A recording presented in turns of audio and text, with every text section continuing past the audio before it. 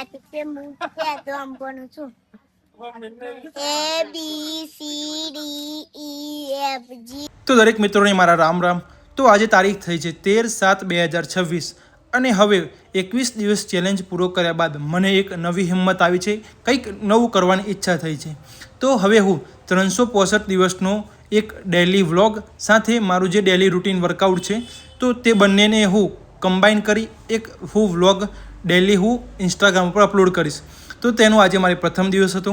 તો પ્રથમ દિવસનું હું વર્કઆઉટ પૂરું કર્યા બાદ મારે ડિસિપ્લિનમાં રહેવાનું પણ નિયમ લીધો છે. તો 2-3 દિવસે મારી દાઢી જે હું ક્લીન શેવ ઘરે જ કરતો હોઉં છું અને ત્યારબાદ વર્કઆઉટ બાદનું જે મારું મીલ હોય છે તો હું દૂધ અને સફરજન બંનેનું મીલ લઈ લઉં છું અને ત્યારબાદ કાઢી ફટાફટ સરસ ચમકાઈને હું મારા કપડાં સ્પ્રે આદિ ઇત્યાદિ તૈયાર કરી ફટાફટ તૈયાર થઈ જાઉં છું. તો આજે મારે જવાનું હતું ગાંધીનગર પૂનમ ભરવા માટે. તો આમ તો બધા મંદિરમાં જતા હોય છે પૂનમ ભરવા માટે, પણ મારે દર સોમવારે ગાંધીનગર સચિવાલય ખાતે પૂનમ ભરવા જવું પડતું હોય છે અને પ્રસાદમાં મંત્રીશ્રીઓની ચાનો પ્રસાદ લેતા હોઉં છું.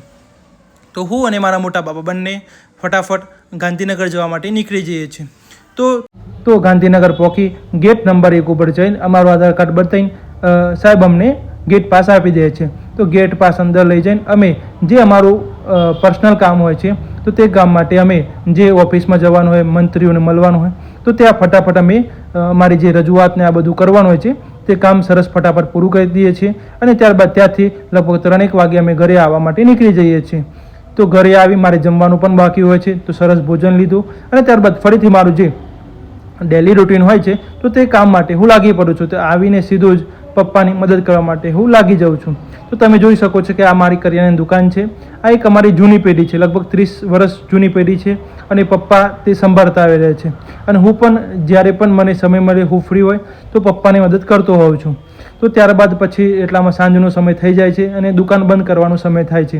તો હું જ્યારે દુકાને મારા મોબાઈલમાં રેકોર્ડિંગ કરવા માટે સ્ટેન્ડ મૂકતો હોઉં છું તો બધાને નવાઈ લાગતી હોય છે કે આ શું કરી રહ્યો છે અને બધાને મોટે ભાગે એક જ પ્રશ્ન હોય છે કે તને કેટલા પૈસા મળે એમ. તો બધા 90% વ્યક્તિ મને એમ જ પૂછતા હોય કે ભાઈ આ તો વ્લોગને બનાવે છે તો કેટલા રૂપિયા તને મળે.